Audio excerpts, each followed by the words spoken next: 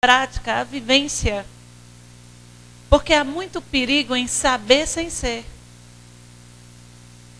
Sem vivenciar os postulados no dia a dia. Está aqui no Caritas, participando agora da reunião de estudos, depois da reunião mediúnica, digamos, desobsessão, participando das atividades do Caritas, ser palestrante, ser evangelizador, estar envolvido nas atividades da casa, não é suficiente. É preciso viver o Evangelho, ou seja, é preciso espiritizar a existência. Joana de Anjos é que criou esse verbo, espiritizar. E como é que nós espiritizamos a existência? Entendendo a nossa condição, qual é? Que somos. Somos espíritos eternos, aprendizes. Eu acho que depois de nos reconhecermos como espíritos, o segundo autorreconhecimento é darmos conta da nossa condição de alunos aqui na Terra. Estamos todos aprendendo. E aí a doutrina, ela nos convoca a nos humildar. Porque, por exemplo, as virtudes, elas saem do pedestal para serem entendidas num campo prático.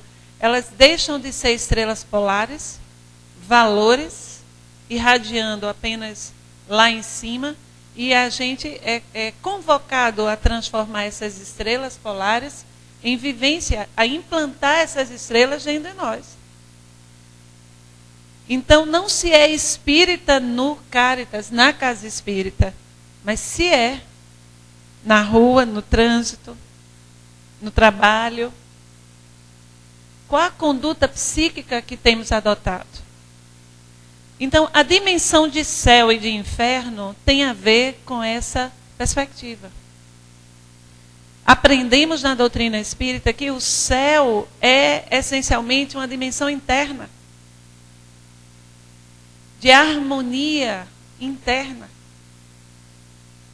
Quando eu começo a entender que o Evangelho não é uma ética a se indicar aos outros, mas é uma ética para se vivenciar. O Evangelho não é uma ética para se recomendar ao outro. É para se aplicar, auto-aplicar. Jesus é, por excelência, o modelo. E assim ele se colocou. Você imagine esse espírito, que é um espírito crístico, o espírito mais evoluído que a gente tem conhecimento. Você imagina o mergulho dele na carne, os anos que ele passou aqui, os 3 anos de trabalho efetivo que ele passou, e ele mostrando como é o ser luarizado. Qual é a conduta do ser harmonizado ao código ético da divindade? Então, a doutrina espírita, ela é toda uma ética. É uma ciência, ela é uma filosofia, mas é principalmente uma ética. Alguns irmãos nossos que ainda têm muito medo de se autotransformar, de se humildar, de viver os postulados, mas simpatizam com a doutrina, estacionam nos aspectos científicos e filosóficos. E aí muitas vezes são excelentes estudiosos. Quando muito falam bem, mas não vivem. Não adianta. O céu é preciso ser implantado dentro de nós. Então, a dimensão de céu e a dimensão de inferno não é uma localidade específica. É sobremaneira uma localidade interna. Agora, é verdade que existem as zonas umbralinas, os locais onde se aglutinam os nossos irmãos aprisionados ainda a processos dolorosos devido às escolhas, às vivências, aos processos que vivenciaram aqui na Terra quando encarnados.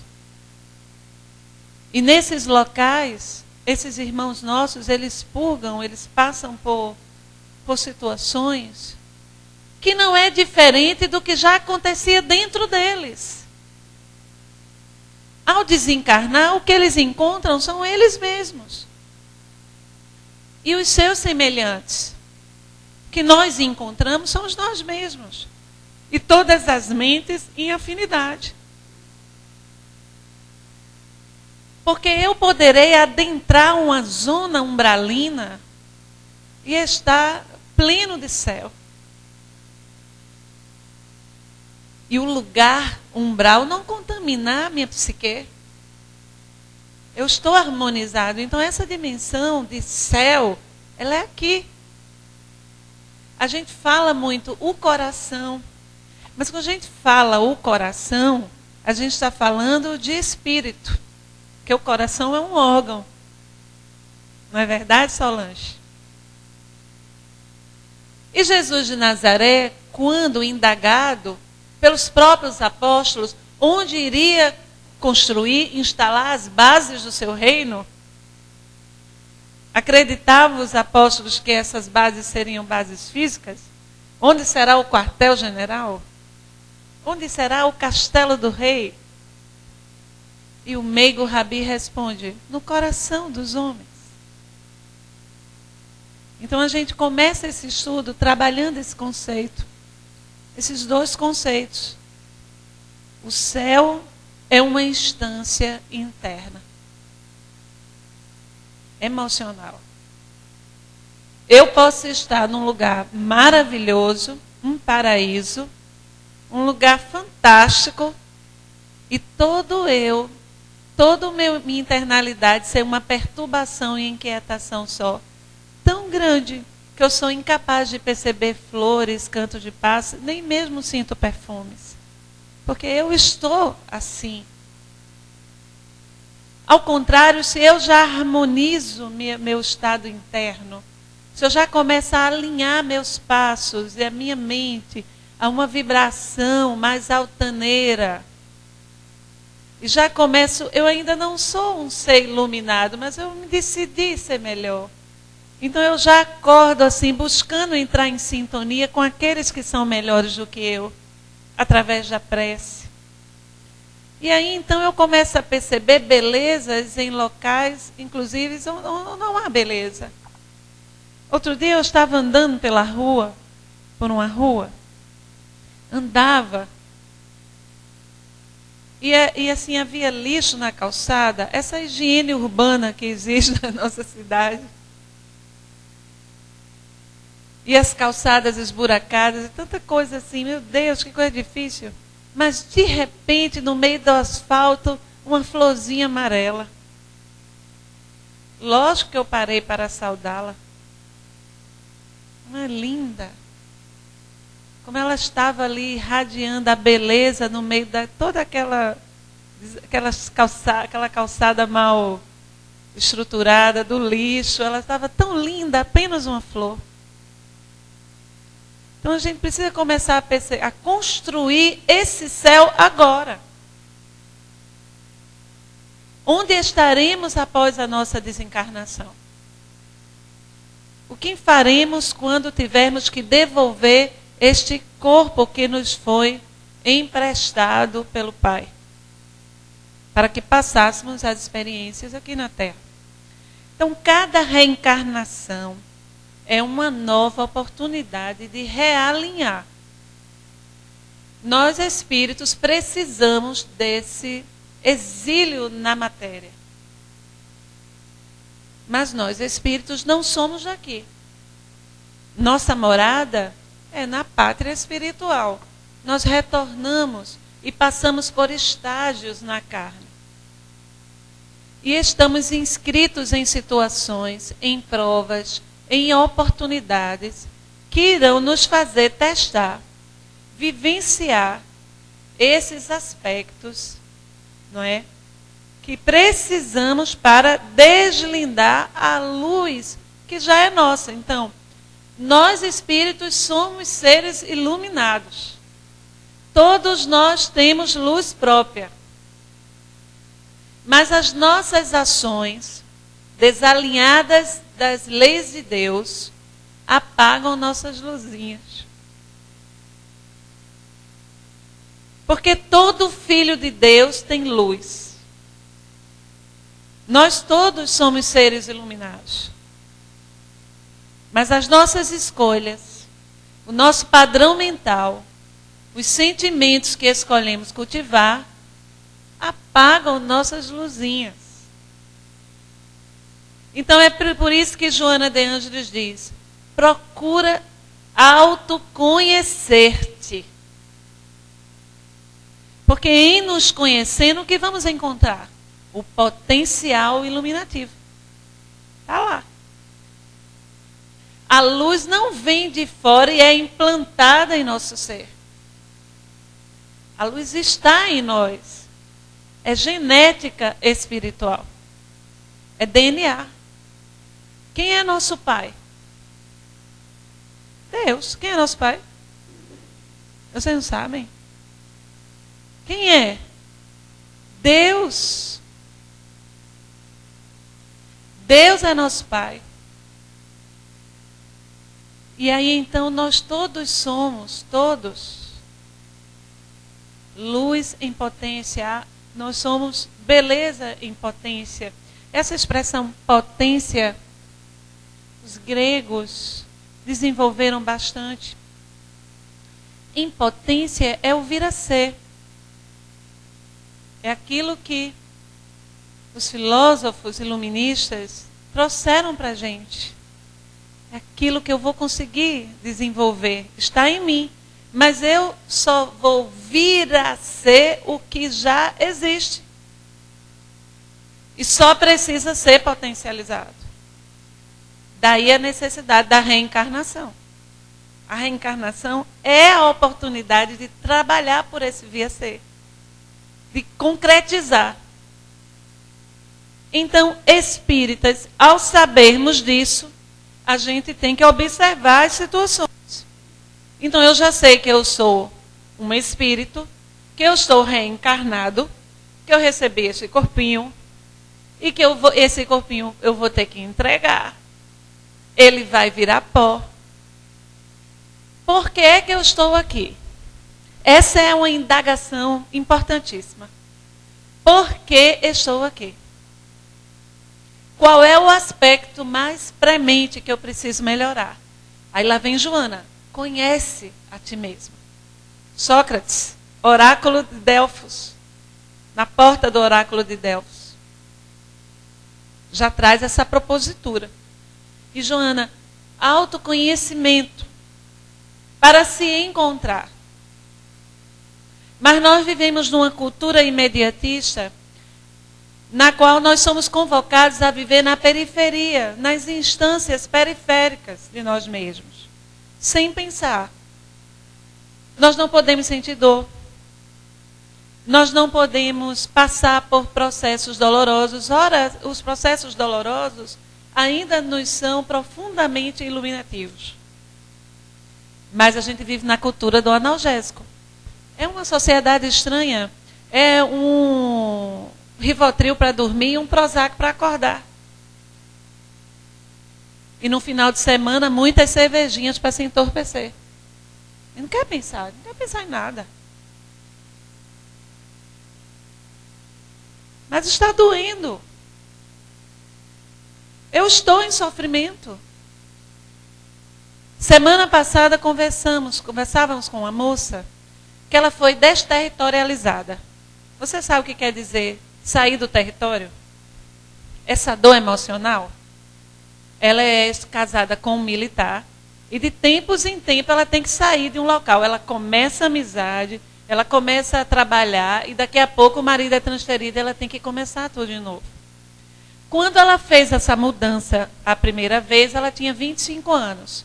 E lépida e fragueira, ela muito animada, foi para outra cidade cheia de energia. E conseguiu, e passou 10 anos. Estava trabalhando, se formou com a rede de amigos. E aí, agora ela vem aqui para o Recife. Tem boas condições financeiras, tem uma casa para morar, o marido tem um marido que a ama. E aí ela estava deprimida. Então, ela foi para o atendimento fraterno e ela dizia assim, eu estou aqui, Nani, eu estou triste, eu estou chorando, mas eu sei que eu não posso, porque eu sou tão abençoada. Eu não tenho razão para estar triste. Eu disse, então vamos conversar. Se você está triste, você está triste. Não tente não perceber o que está acontecendo. Você precisa identificar. Estou triste. Mas ela colocava várias coisas, ideias, para minorar a dor. Ela estava doendo, ora. Ela estava com saudade. Ela não estava conseguindo retomar a vida profissional. E qualquer processo de estabilização, de mudança desse estado interno, tem que passar pelo reconhecimento. Eu tenho que aceitar. Eu disse, o que é que você não está conseguindo aceitar? Não, eu aceito, se você não está aceitando. O que é que você não consegue aceitar? Que você diz que aceita da boca para fora, mas não está aceitando.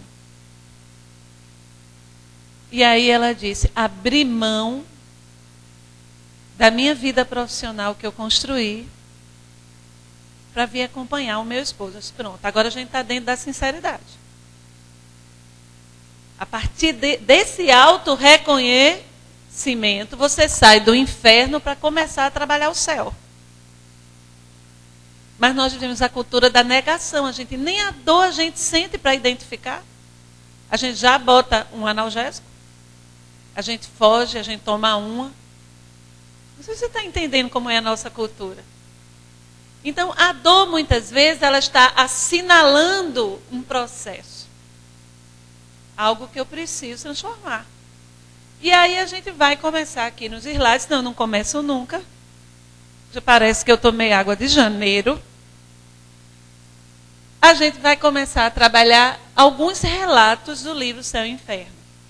Eu falei com Tereza que essa palestra ela ia ser só hoje. E no próximo mês, se vocês me aguentarem, eu venho no próximo mês também. A gente ia falar sobre a parentela corporal e a parentela espiritual.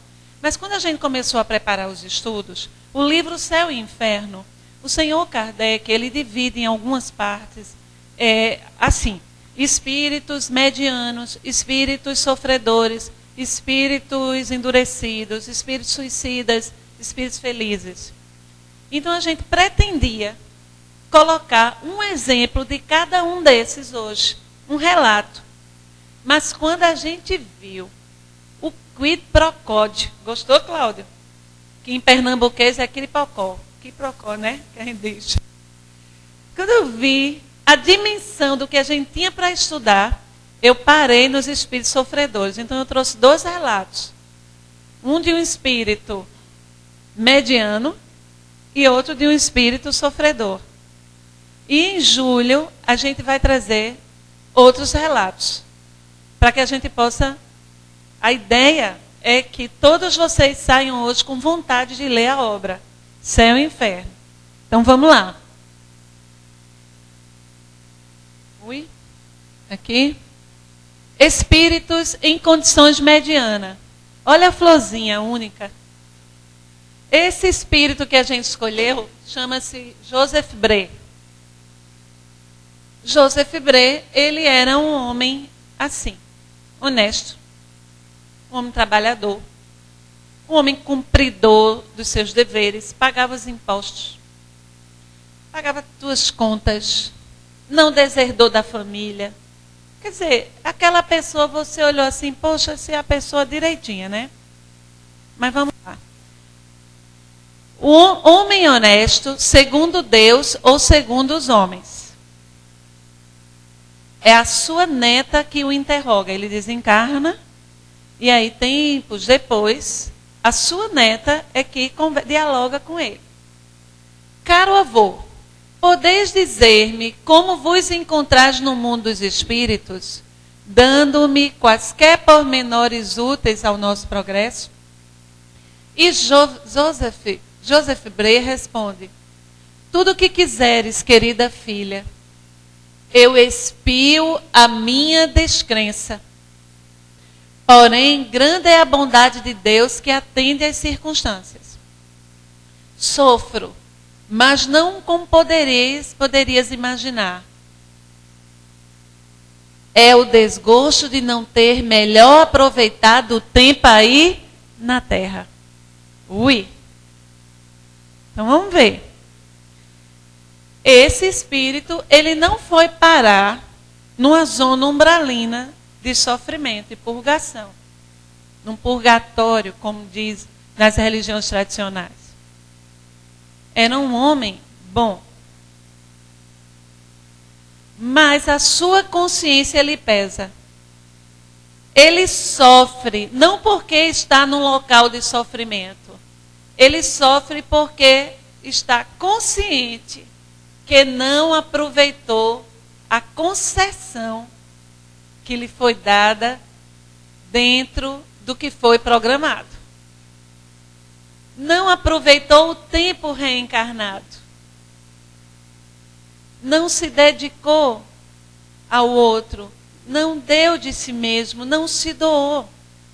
Então a gente traz aqui aquela imagem linda do Evangelho, daquela mulher que se aproxima do gasofilácio. O gasofilácio era uma espécie de urna nas sinagogas à época de Jesus. E as pessoas ali ofereciam recursos para sustentar o templo.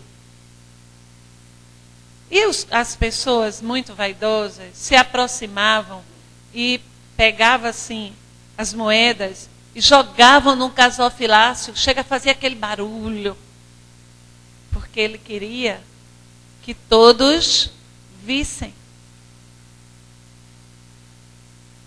Já a mulher que se aproximou do gasofilácio, pegou assim o seu bolsinho, tirou um único denário, o seu único denário, tudo que ela tinha e doou. Jesus reparou nela. Ele notou o seu gesto de doação. Então a gente traz aqui essa imagem dessa viúva, da mulher que se aproxima do gasofilácio para dar o que não tinha. Para pensar em que medida nós que só doamos o que nos sobra e muito mal, nós estamos doando de nós. Nós somos pessoas boas, espíritos medianos como Joseph Bray. Nós pagamos nossas contas, nós cumprimos nossos deveres, perante as leis e os homens nós somos justos. Mas o que estamos fazendo além do que é óbvio que se deve fazer? Que estou doando de mim.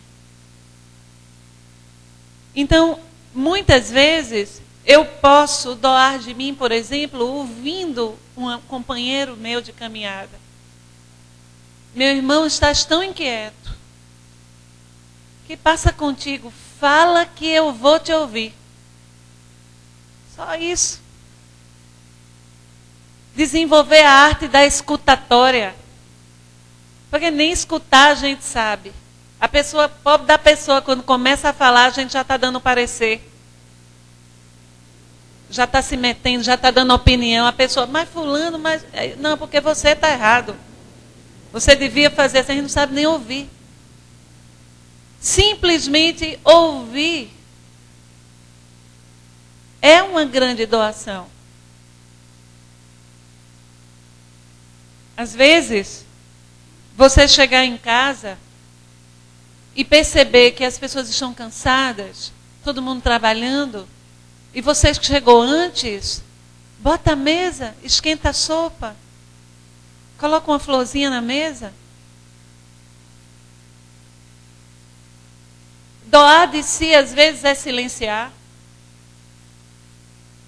Quando a pessoa espera o revide, você silencia. Não fala nada. Espera passar. Isso também é doação. E fora as outras doações que a gente sabe. Então, em que medida nós estamos vivendo só para o nosso ego, a satisfação das nossas vontades, a nossa vida cotidiana, sem abrir espaço para o outro? Esse foi o problema de Joseph Bré. Ele chegou de saco vazio. Ele não deu de si. Ele não fez mais do que o esperado. E por isso ele diz, eu sofro. Eu sofro porque eu não aproveitei o tempo. E o trabalho é lei universal. Trabalhar, doar-se, é lei. Nós não podemos perder o tempo. Existem muitas formas de trabalho e a gente precisa perceber. O que Jesus faria nessa situação que eu estou vivendo aqui? Qual a melhor conduta? Como posso ser melhor do que fui aqui? No nosso trabalho, quantas oportunidades, nosso emprego, quantas oportunidades a gente tem? A gente é testado muito no trabalho de várias formas. Então a gente tem que pensar como a gente pode ser, como Francisco de Assis, na sua oração, ele sugere, instrumentos de paz. E aí, como, pois, pergunta a neta faz assim, como? Pois não viveste sempre honestamente? E ele responde, eu coloquei a resposta dele toda para a gente trabalhar. Ele diz, sim, eu vivi honestamente no juízo dos homens. Mas há um abismo entre a honestidade perante os homens e a honestidade perante Deus. A honestidade perante Deus é a honestidade perante as leis divinas, perante o código ético. E onde está esse código ético? Está num livro fora de nós? Onde está a ética do Pai? A gente já falou. Está dentro de nós. A divindade está dentro de nós. Então, quando a gente não caminha de forma honesta em relação a essa ética, a gente sofre. Ninguém o acusou. Era a sua consciência que o acusava. Então, questão 621 do Livro dos Espíritos. Onde está escrita a lei de Deus? Qual é a resposta? Na consciência. Era por isso que ele sofria. Sua consciência estava gritando. Então, e uma vez que desejas instruir-te, procurarei demonstrar-te a diferença. Ele diz para a neta dele.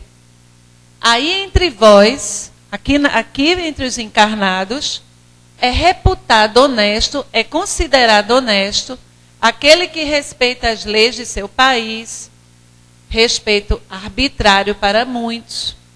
Honesto é aquele que não prejudica o próximo ostensivamente, embora lhe arranque muitas vezes a felicidade e a honra. Quantas vezes para progredir no trabalho passamos por cima dos nossos irmãos? Quantas vezes para conseguir um afeto, uma relação afetiva com alguém que a gente sonha, a gente parte o coração de nossos irmãos?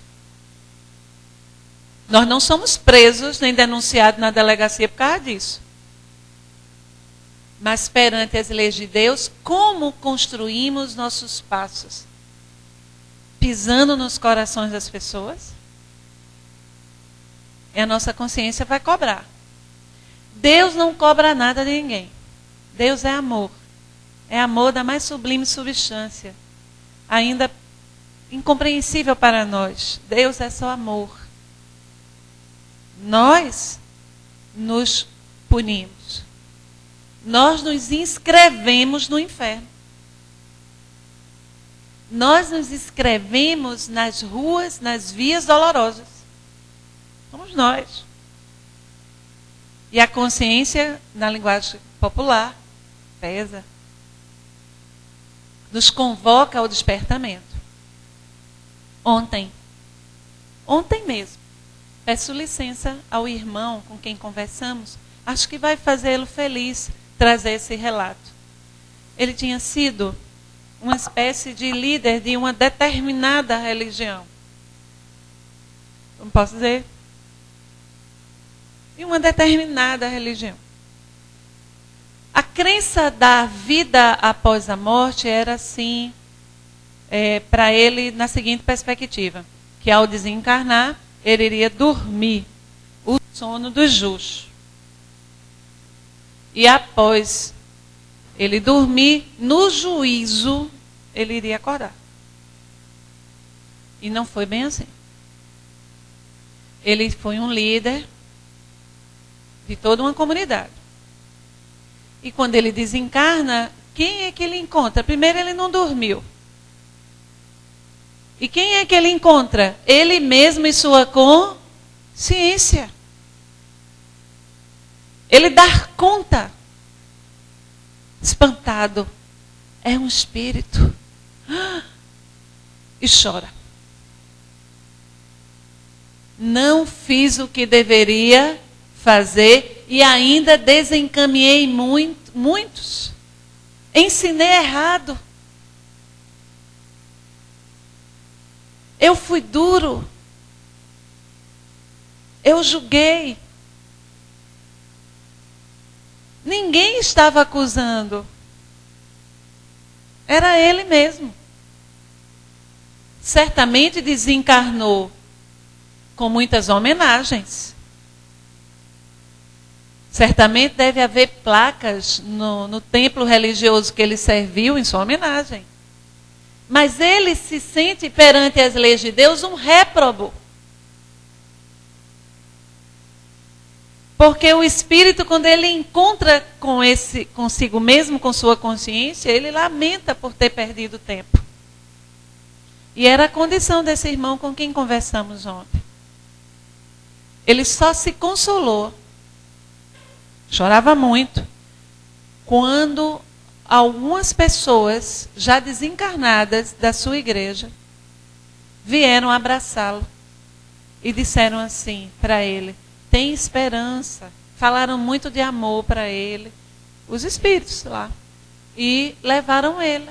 Aí ele foi se acalmando um pouquinho. Então a mesma coisa aqui. Joseph Bré explica: honesto é aquele que não prejudica o próximo ostensivamente, não é?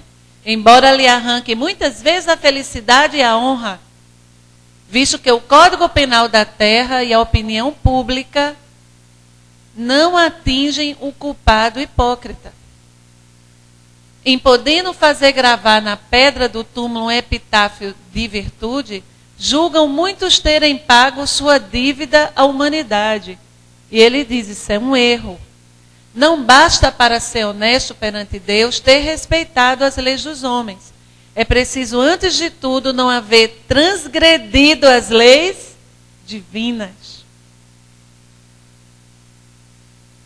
Honesto aos olhos de Deus será aquele que, possuído de abnegação e amor, honesto é aquele que, possuído de abnegação e amor, consagre a existência ao bem, ao progresso de seus semelhantes. Aquele que é animado de um zelo sem limites, for ativo na vida, ativo no cumprimento dos deveres materiais, ensinando e exemplificando aos outros o amor ao trabalho, ativo nas boas ações, sem esquecer a condição de servo, ao qual o Senhor pedirá contas. Um dia do emprego do seu tempo ativo, finalmente na prática do amor de Deus e do próximo. Lembra, eu acho que eu já contei aqui, a história de um jovem que desencarnou com 24 anos. Ele desenvolveu uma moléstia, um câncer. E tivemos a oportunidade de conversar com ele 2 anos após a sua desencarnação. E ele chorava muito e dizia: eu cheguei aqui de saco vazio. Ele não chorava porque jovem tinha perdido a oportunidade de namorar muito, de ficar rico, Não. Ele chorava porque, em vendo que tinha tido a oportunidade de viver 24 anos, jamais doou de si mesmo a pessoa nenhuma. Jamais amou. Se expandiu em amor. E aí André Luiz, no livro Entre a Terra e o Céu, ele conta, na verdade é Silas, o instrutor Silas. Eu até coloquei isso numa página minha na internet. Aqueles que amam são os que verdadeiramente governam o mundo.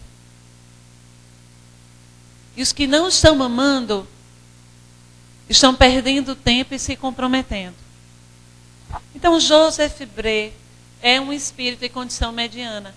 Se ele não mereceu ir para um umbral, para uma furna de sofrimento, também ele não se sentia num céu.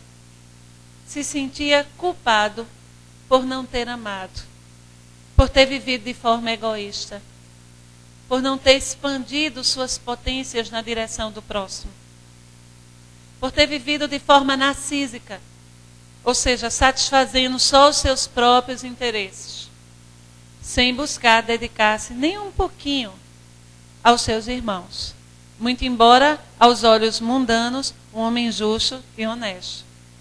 É a nossa consciência que sempre vai dizer o território de felicidade ou de infelicidade no qual andaremos no porvir. É sempre a nossa consciência. E mais adiante, a gente vai trazer o relato do espírito Claire. Veja só, a gente já está quase acabando. Não ia dar tempo mesmo trazer todos. Claire foi uma mulher muito bela. Ela está classificada no livro Céu e Inferno, no rol, naquele momento. Oxalá ela já tenha avançado, já tenha melhorado. Isso foi no século XIX. Quem sabe Claire não está reencarnada agora, né? Melhorzinha do que foi na sua última reencarnação. Ela foi uma mulher muito bonita, rica, teve muito poder. Então a pobrezinha, acreditando que merecia reconhecimento por causa da sua beleza, por causa da riqueza, por causa de todas as facilidades nas quais ela estava inserida, ela não se preocupou em desenvolver a beleza da alma. E Claire viveu de forma egoística, sorvendo os prazeres mundanos, aproveitando. Não tem gente que diz, fulano aproveita bem a vida. Prestemos muita atenção, porque às vezes fulano está perdendo a oportunidade da vida, da existência. Fulano é um cara que aproveita, goza todos os prazeres. Não é assim. A reencarnação é uma proposta de trabalho e não um bilhete de férias. Preste atenção. Como estamos gastando as horas? De prazer em prazer, de ilusão em ilusão, consumindo as nossas forças psíquicas, físicas, nas futilidades. Assim era Claire. Viveu todo o tempo que ela obteve do pai na futilidade. Jamais procurou saber das dores do outro. Jamais se preocupou se aqueles servos que a serviam, se eles estavam passando por algum problema, queria ser servida imediatamente. Jamais se preocupou de onde vinha aquela riqueza que enchia a sua mesa, que lhe pagava as joias. Achava que ela era um ser especial, maravilhoso. E assim, de forma egoísta, ela consome os anos e desencarna para encontrar o inferno que ela mesma construiu. Como não amou ninguém, Arthur, jamais dedicou dela para ninguém, nunca estendeu a mão dela para ninguém, pobrezinha, não tinha uma mão que se estendesse para ela. E se encontrou num vale de dor e de sofrimento completamente só, num deserto de afetividade. Seus gritos não eram ouvidos por ninguém. Pessoa sequer orou por Claire. Uma prece não lhe chegava para lhe acalmar as dores, os ardores. Ninguém lembrava de Claire com um pensamento simpático. Ninguém que ela tivesse ajudado. Então, é natural que ao desencarnar, ela encontrasse consigo mesma o que ela era: árida, seca, desnutrida de afetividade. Não poderia Claire encontrar um jardim florido, afetividade e calor, se toda a sua vida foi um deserto de retenção afetiva. Caminhamos pelas estradas que nós mesmos cultivamos. Nós somos os artífices da nossa felicidade ou da nossa desdita. Não há que culpar pessoa nenhuma. Somos nós os arquitetos. E aí, Claire, invocada, ela se comunicou várias vezes, foram várias comunicações, eu retirei uns trechos.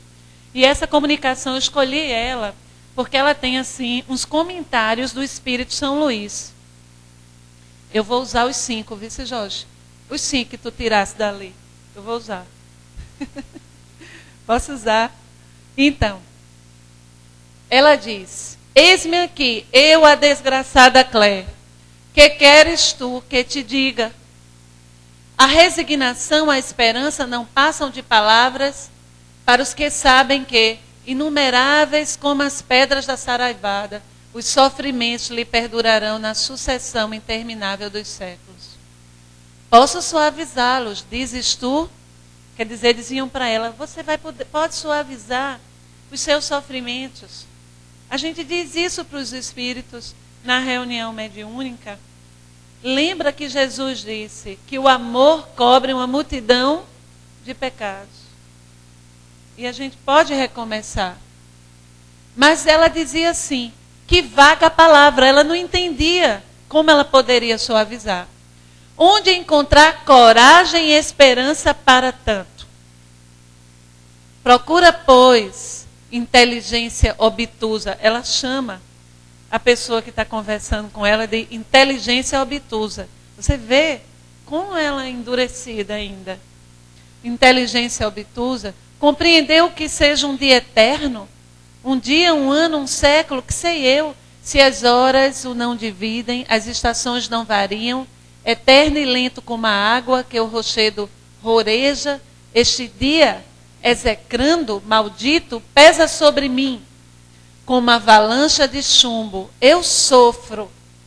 Em torno de mim apenas sombras silenciosas e indiferentes eu sofro. Veja o nível de inteligência. Olha o vernáculo dela. Espírito inteligentíssimo. Então veja. É preciso que toda cultura que venhamos a adquirir seja banhada na caridade, na fidelidade. Senão nada vale. Então ela usa uma expressão que eu acho tão forte. Ela diz assim: em torno de mim apenas sombras silenciosas. Solidão total. Indiferença. Assim como ela foi indiferente para com seus irmãos.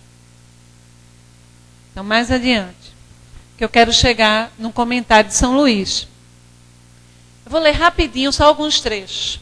Ela diz: a minha desgraça aumenta dia a dia, proporcionalmente ao conhecimento da eternidade. Ó miséria, malditas sejam as horas de egoísmo e inércia. Olha aí. Ela já reconhece, ó. Agora é importante dizer que essa comunicação, ela já é um tempo depois daquela primeira. Então aqui ela já reconhece que ela está naquele local por ter sido egoísta, inerte, ou seja, não ter trabalhado para o bem na experiência da reencarnação.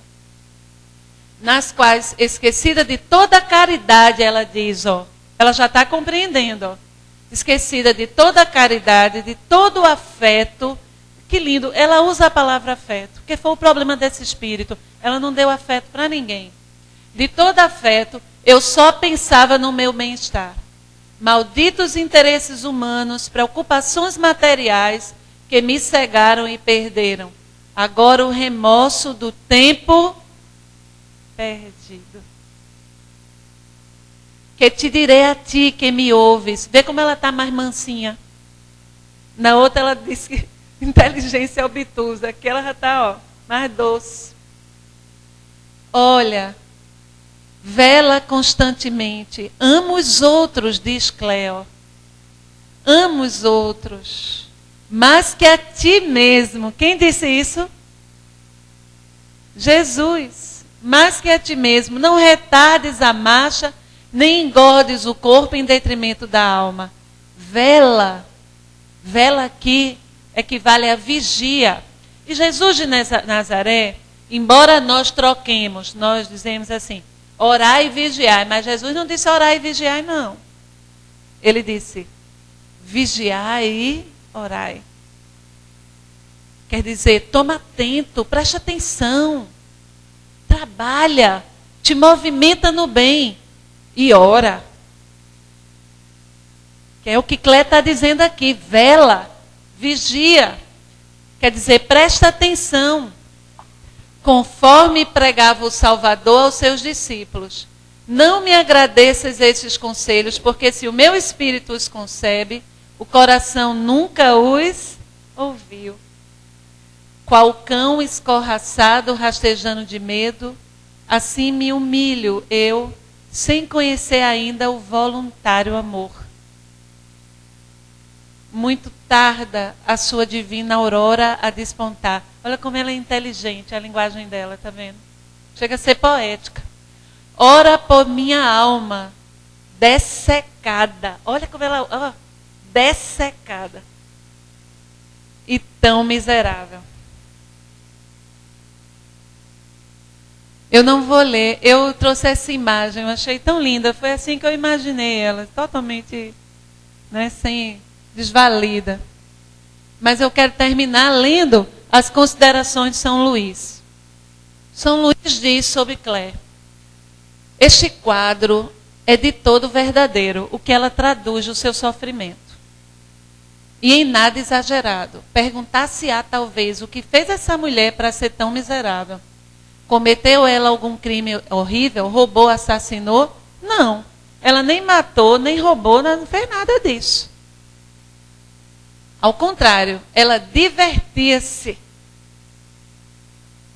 Divertia-se com o que jamais felicidade terrena, beleza, gozo, adulações, tudo lhe sorria, nada lhe faltava, a ponto de dizerem os que haviam: que mulher feliz!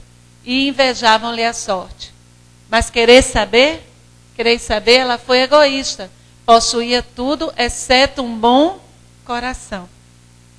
Não violou a lei dos homens, mas a de Deus, visto como esqueceu a primeira das virtudes, a caridade. Não tendo amado senão a si mesma, agora não encontra ninguém que a ame e vê-se insulada, abandonada ao desamparo no espaço, onde ninguém pensa nela, nem dela se ocupa. Que lição para a gente, né? Depois do estudo de hoje, a gente pensa: o que há de Joseph Bray em nós? Que máscara social usamos? O que há de Clé em nós? Porque esses espíritos trazem esses relatos e nós devemos pensar: e nós? Como estou aproveitando as horas? As páginas novas que cada dia são para nós. Nós concluímos essa etapa do estudo, que se Deus quiser a gente conclui em julho, lembrando que Dr. Bezerra de Menezes, Adolfo Bezerra de Menezes, e nós já tivemos a oportunidade de falar aqui, mas vamos repetir.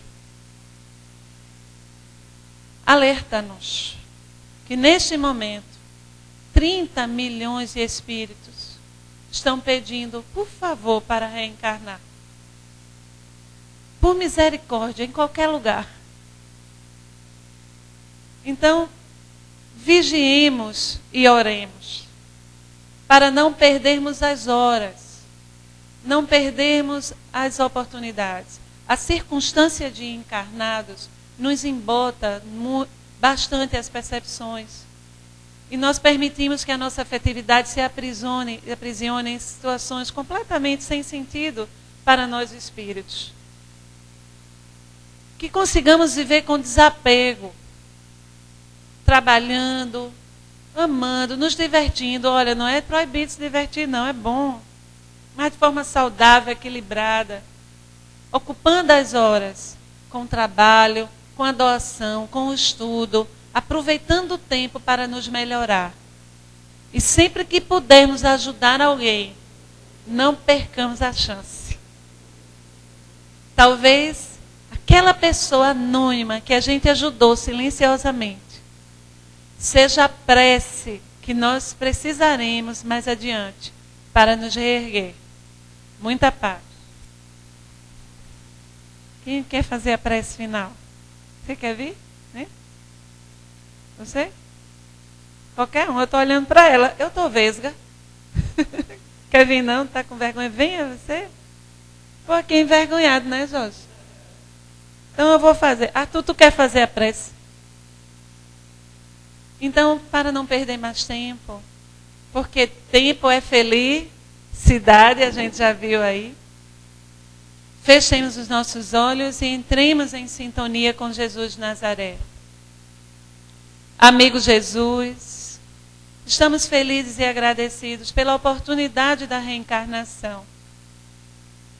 Ó Jesus, estende teus braços e teus eflúvios amorosos. Ajuda-nos, Jesus, para que tenhamos discernimento na nossa caminhada, para que possamos seguir nossos passos na existência, doando de nós, fazendo o melhor que pudermos fazer.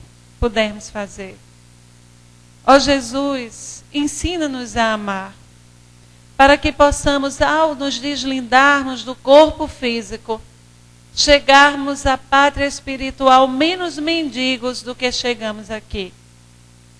Abençoa-nos, Senhor, que possamos entender que sem aplicar o Teu Evangelho dentro de nós, em nossa prática, em nossos sentimentos, nós não conseguiremos avançar.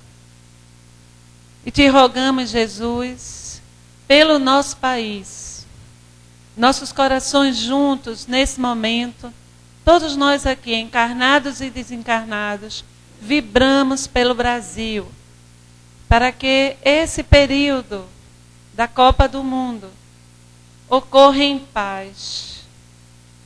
Que os benfeitores amigos, sobre a tutela do anjo Ismael, o Espírito Ismael, possam trabalhar, diminuindo as sombras densas, e que os nossos irmãos que estão se organizando para promover a desarmonia, que eles tenham esse ânimo pela desordem arrefecido, Senhor, que a luz predomine na pátria do cruzeiro. Abençoa o nosso país, Jesus. Abençoa os nossos dirigentes. Te rogamos também, abençoa a Casa de Cáritas. Derrama tuas bênçãos nesta casa. Abençoa os que aqui laboram, encarnados e desencarnados.